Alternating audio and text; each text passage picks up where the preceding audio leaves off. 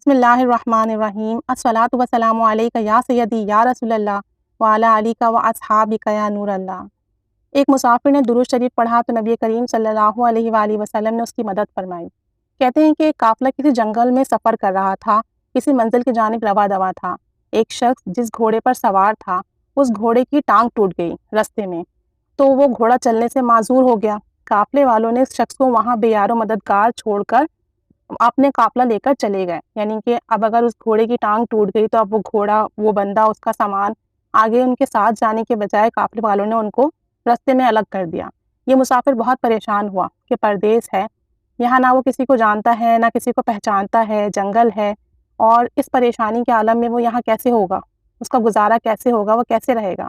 اچانک اس کے دل میں خیال آیا کہ کیوں نہ نبی کریم صلی اللہ علیہ وآلہ وسلم کی ذات اقدس پر درود شریف پڑھنا شروع کر دوں، کہ جب ہم درود پاک پڑھتے ہیں تو ہم پر اللہ کی رحمت برستی ہے، اور جس جگہ اللہ کی رحمت برستی ہے اس جگہ کسی قسم کی پریشانی نہیں رہتی اور کام بن جاتے ہیں۔ تو اس آدمی نے بلند آواز سے درود شریف پڑھنا شروع کر دیا اور عرض کرنے لگا کہ یا رسول اللہ صلی اللہ علیہ وسلم مجھ مسافر کی مدد فرمائیں۔ کہتے ہیں کہ ابھی تھوڑی ہی دیر گزری تھی کہ 3 نورانی چہرے والے سفید اور خوب ہی اچھے لباس پہنے ہوئے 3 شخص ان کے پاس پہنچ گئے اور پوچھا کہ کیا مسئلہ ہے۔ اس مسافر نے اپنی ساری پریشانی ان کو بتائی تو وہ کہنے لگے کہ غم نہ کرو، ہم تمہیں تمہاری منزل پر پہنچا دیتے ہیں۔ پھر انہوں نے گھوڑے کی ٹانگ پر اپنا ہاتھ مبارک پھیرا تو گھوڑے کی ٹانگ جو تھی بالکل صحیح ہو گئی، جس جگہ سے گھوڑے کی ٹانگ ٹوٹ گئی تھی وہ بالکل جڑ گئی اور وہ حصہ صحیح ہو گیا۔ پھر مجھے منزل پر پہنچا دیا۔ میں نے عرض کی کہ اے حسین چہرے والے، آپ کون ہیں؟ تو فرمایا کہ میں تمہارا نبی حضور نبی کریم محمد مصطفیٰ صلی اللہ علیہ وآلہ وسلم ہوں، اور میرے ساتھ یہ میرے بچے امام حسن اور امام حسین علیہ السلام ہیں۔ جو لوگ ہمیں مدد کے لیے پکارتے ہیں ہم ان کی مدد کرتے ہیں۔ حوالہ شفاء القلوب۔ تو جو لوگ یہ کہتے ہیں کہ نبی کریم صلی اللہ علیہ وسلم سے مدد نہیں مانگنی چاہیے، یہ شرک ہے، تو یہ سراسر غلط ہے۔